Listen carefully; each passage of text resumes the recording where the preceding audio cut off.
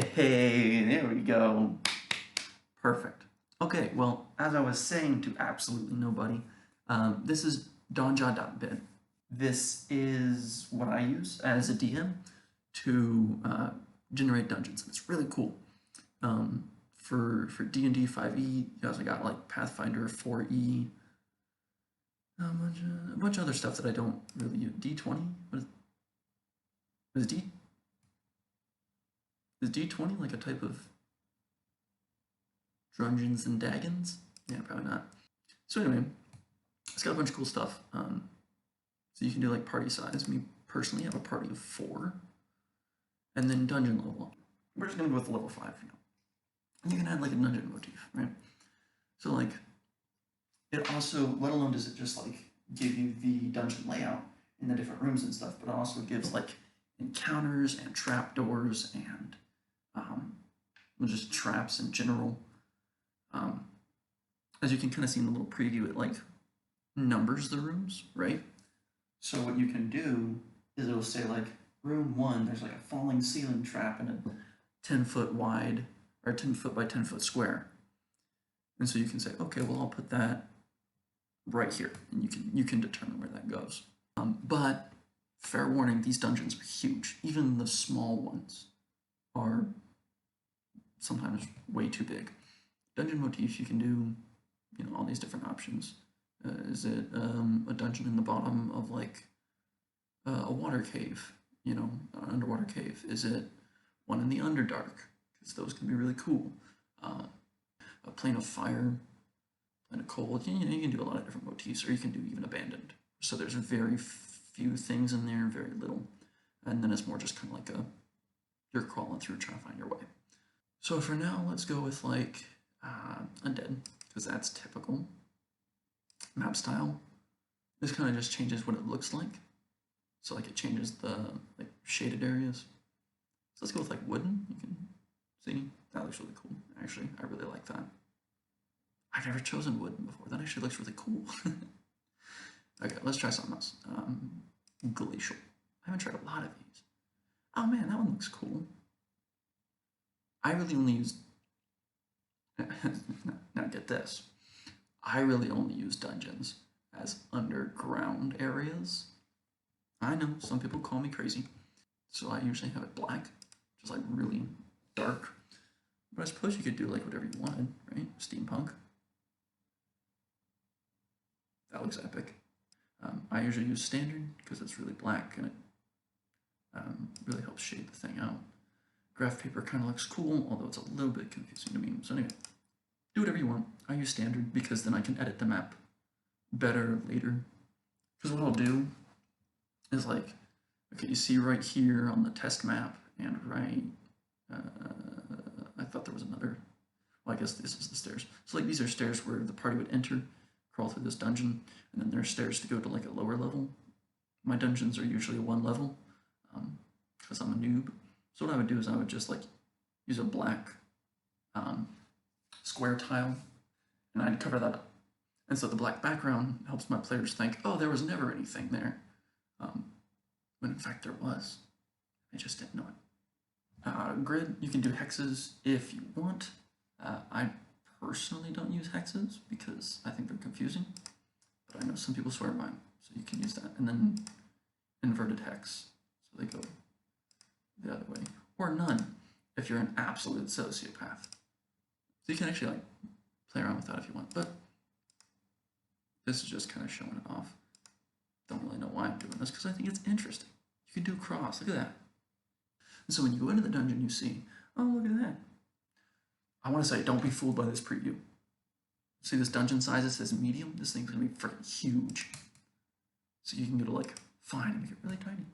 See, it didn't change the preview. You can make it colossal. Now, colossal will crash my computer. It's that big. I think the biggest I've ever tried is gargantuan.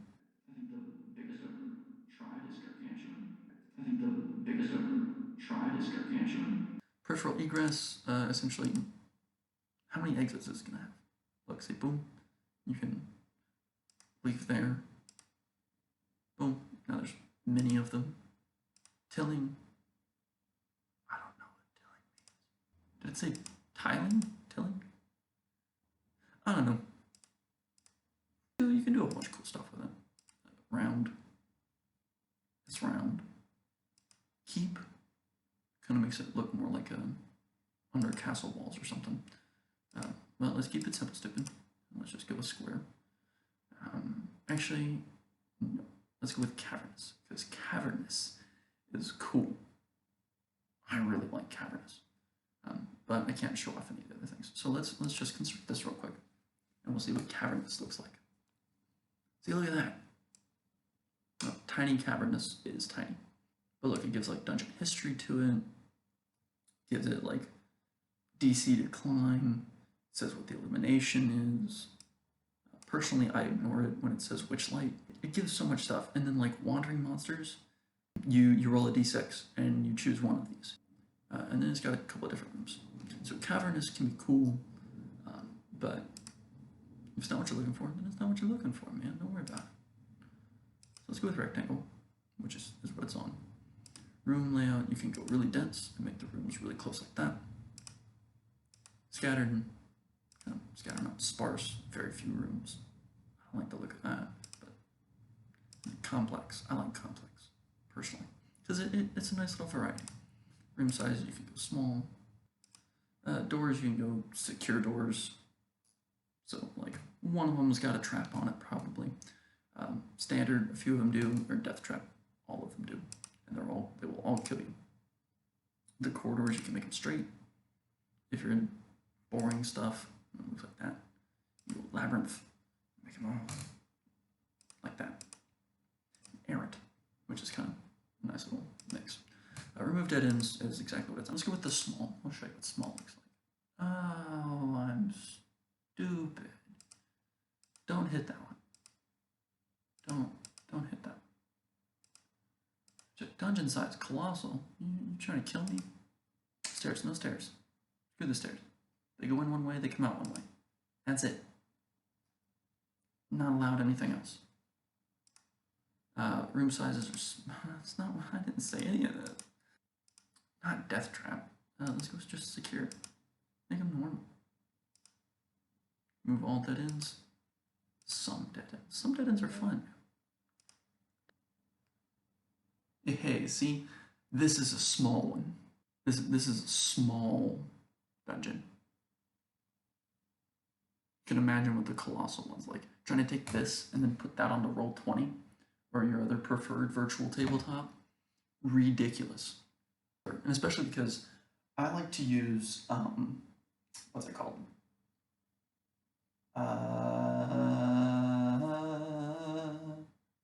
Dynamic lighting.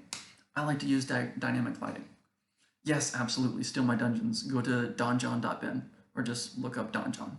Because, like, it gives you all this stuff.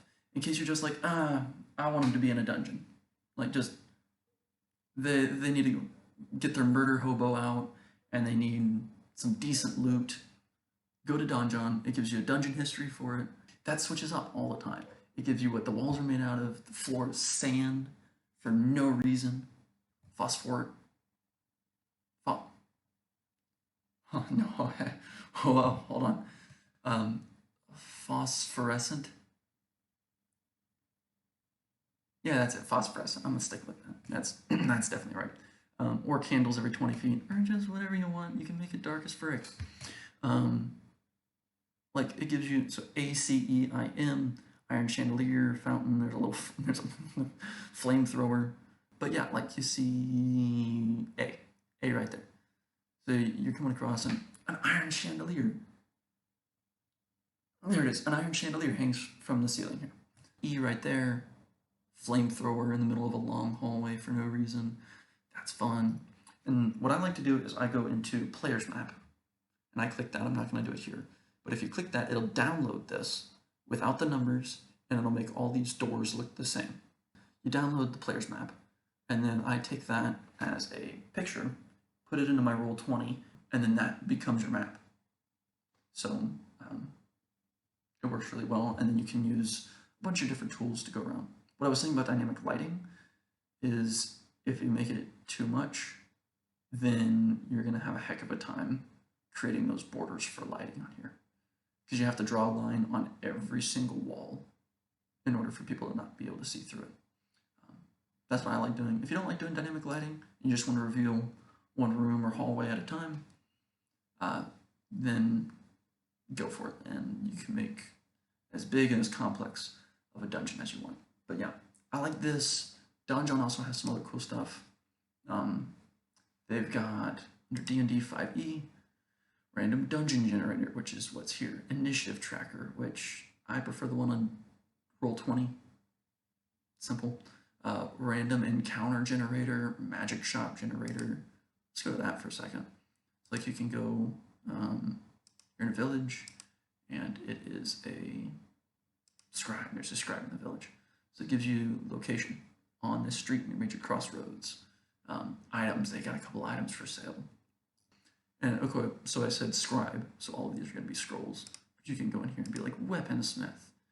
And now you got like a bunch of different, +1 weapons, javelin of lightning in there. And it gives you like, this is Dungeon Master Guide, page 178, or just Google javelin of lightning. Anxious female elf named Erin. She was cursed by an item, cannot see or hear dwarves. Actually, that's kind of cool. I actually like that. City generator. Let me just show you that real quick. I forget what this one's about. Oh yeah, this is just a Google Doc. So it's stupidly quick city building, minimal urban planning. This is a little much for me. I don't like to do all of this because as you can see it's a lot. But like, if you need a few specific things, I'll use this every now and then. Like if you're looking for street names. It's a big enough city, it's got more than one street or 2 streets or whatever. Choose one of these you want, roll a d6 and be like, okay, that one's named Castle Street. Or you can just look at this and be like, Brick Road, you're on Brick Road. It's got geography, so where's it located? That's the kind of stuff you'll know already, because your people will be looking at a map, and you'll see the map, and you'll be like, if they're on a coast, you can't be like, oh, this is in the mountains. There's a mountain on the beach. You figure that out. What are they known for? What resources do they have, if any? They got cattle, they got iron. Government, I find that to be helpful. Threats. Wrath of a Vengeful God, that's not one that I've used yet, but it's very interesting. Landmarks. Okay, so one of my biggest things that I like is my players do a lot of traveling. They go from place to place a lot. Right now, when they get somewhere, they're like there for a while. You know what I mean? Like they take a while there. But to get from one place to another, they're traversing ancient Greece. So that, if they're way up here and they gotta walk way down here, it's gonna take a while. And I don't like to be like, you guys are here, you wanna walk here, so okay, 4 days later you get there. But I also don't like just random encounters. What I like to do is do landmarks. Haven't gotten the opportunity to do this yet, because my players used a boat to travel from one place to the next. They ran into some storms and stuff, but no landmarks. So one thing I like to do is like, as they're walking along the road, in the distance, they see a clearing in the front distance. Far away, they see a cemetery, an arena.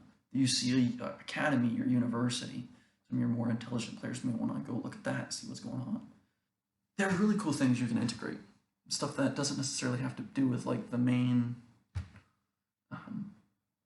story, but side quests are fun, man. Sometimes I remember video games more for the side quests than I do the main quest. For instance, Skyrim. Another thing I like to do, go to randomly generated stuff and get inspiration. So that really helps like get the wheels turning in my head. And then from there I can, like over here where it says anxious female elf, cursed by an item, can't see or hear dwarves. That's really cool. You can just do that sort of stuff. Again, Donjon, cool stuff. Spell sheet, I don't know what that is. Oh, it just gives you like not in the SRD, no description available. Yeah, that's something you find a good bit with this site, unfortunately. So you'd be like, well, what's the armor of gleaming? And then it'll be like, no description available. So like, they don't have everything, and maybe if you like bought the guide to everything. Maybe if you've bought that on Donjon, then you'd have access to it, but I don't feel like buying source books on 18 different sites, so no thanks. But again, inspiration here. You can look, at least get the names of things and then Google. Use dark mode. Use dark mode on everything. Dark mode's best mode. All right, well, that's going to do it for me. I just kind of want to show some of that stuff off because I really like that stuff. But yeah, I don't have like a goodbye thing right now. So I'm just going to say goodbye.